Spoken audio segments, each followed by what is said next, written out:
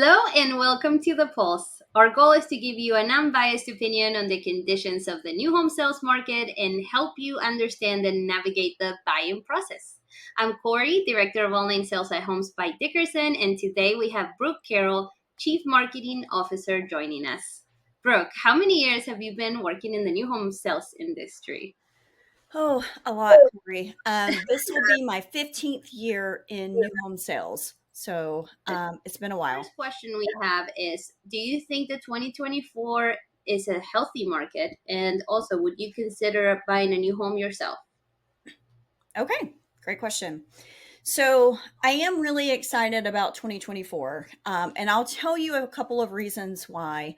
As far as getting back to normal, which we in the new home industry now really refer to that as the pre-pandemic. I think 2024 is really getting back to your normal highs and lows that you saw kind of the last time we saw that was in 2019, right? So you're going to see your normal seasonality, your spring market time frame, kind of the summer lull, and then kind of hit back in the end of the year. The only blip to 2024 is that it is an election year, and so we always know that in fourth quarter there's just a small slowdown there as people start to try to understand what's happening and so on and so forth. But those things are predictable. So that's why I would still say that that is something that really will hold true to what we normally are used to seeing for the highs and lows in the markets. I also would say that this will be the year. We came off of 2022, and sort of from June is when housing market per se went into recession in 2022, and we saw mortgage rates go sky high, and that really just new home sales, dove off of that. 2023, we were really trying to balance that out with interest rates that went up to 8%. So that had a lot of effect on the housing market in general and new home sales, all of that. So 2024, we have seen, a lot of economists come out and talk, and we look from various places that we watch in the market for, what they're saying, and mainly not so much of the pinpoint of, oh, it's going to be, interest rate's going to be X by this date, but more of trend lines. Are they all looking the same? And we really have seen that, all of economists are kind of giving us that we're going to be somewhere between, 6 and possibly mid 5 somewhere throughout this year. And that is getting us back into that normal time frame, excuse me, into that normal rates, mortgage rates, because prior to that, we should really never see interest rates hitting those pandemic levels, right? Like the two, something with a 2 or 3. That's not historically normal or average interest rates. And so anything really under, 5.5 or under really should unlock that move up buyer a bit and kind of get us back in a normal flow. And Yeah, so the second part of your question was if I would look for a home. Absolutely. Because, you're going to hit your normal demands. And so once we are getting interest rates back and we're getting that into that affordable rate, right now you've had pricing from vendors, new construction that sort of hit a lull where they haven't had a lot of price increases maybe over this past year in regards to supplies. However, once you have that demand come back into the market, that's what happens, right? Vendors see that opportunity. I really haven't heard a lot on the marketplace about new lumber mills coming on to the scene. So you're going to see if we have a lot of demand, that's going to increase cost again, which, will therefore go to the consumer as well. And so it's going to drive pricing up. And so when you're looking at trying to time the market to say, when can I possibly get the best price and try to time that to get the lowest interest rate, it might be a little bit harder to say I'm going to hit the lowest point here and make that marry. But I think 2024 is going to be that time frame where you're going to hit mortgage rates that are going on a down trajectory. And if you can get in before the end of the year of 2024 to purchase a new home, you're going to hit home prices before they're going to hit a lot more increasing in cost, therefore, come out at a higher price point. So, and if interest rates continue to fall, you can always refinance, right? So I think this is going to be the perfect year for that, because we do see a really healthy housing market from 2025 to about 2030. And then another good question I had for you is, if you were 20 years old, had no credit history, no savings, but your goal was to own a new home, what would you do? What would be the first step? And yeah, what would you do?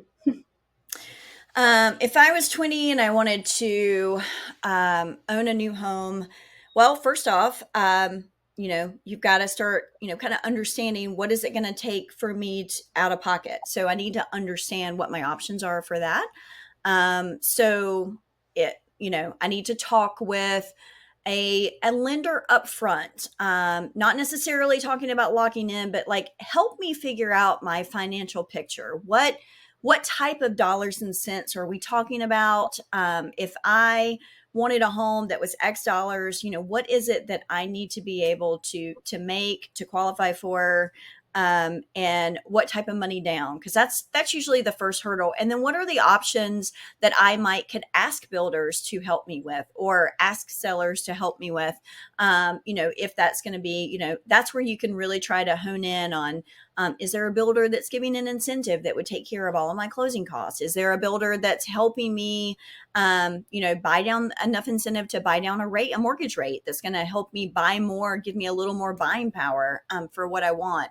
And so then I would kind of go on a search for that. And as I'm saving up, those are the things I'm really looking for, is identifying, what's going to work best for my family, or for myself, and how am I going to be able to, what different programs or loans or do I qualify for, and then what are builders offering out there that can help me maybe get to that goal faster.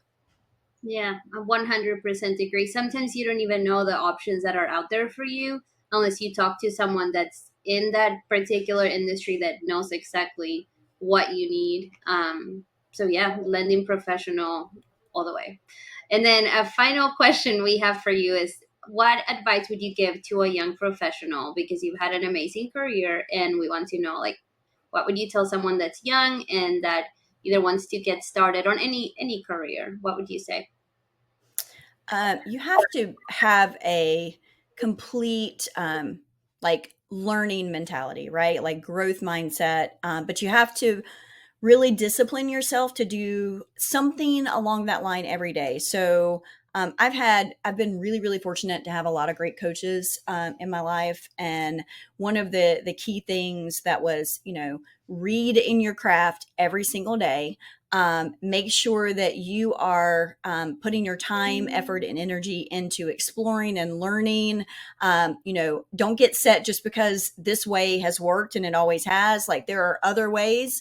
What are the new things? Don't push back on any new technology. Try to embrace it and figure out how that can work for my craft and what I want to do.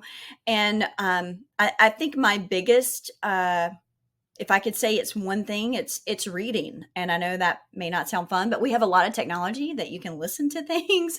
But if you can focus on, an hour or two of spending, I'm just going to absorb new knowledge in my craft every day.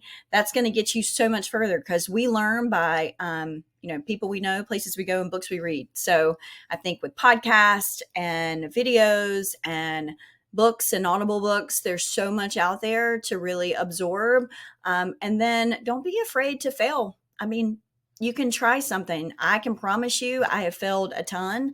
And the more that I fail, I'm going to outdo the next person, because I'm going to figure out what not to do. So we can try what is going to work. So read and fail a lot. Perfect. Well, thank you so much, Brooke, for your time today. If anyone has any questions, where could they reach out to you, or are you available to answer them? Where can they find you? Yeah. Well, I'm at Homes by Dickerson. Feel free to email me at brooke at homesbydickerson.com.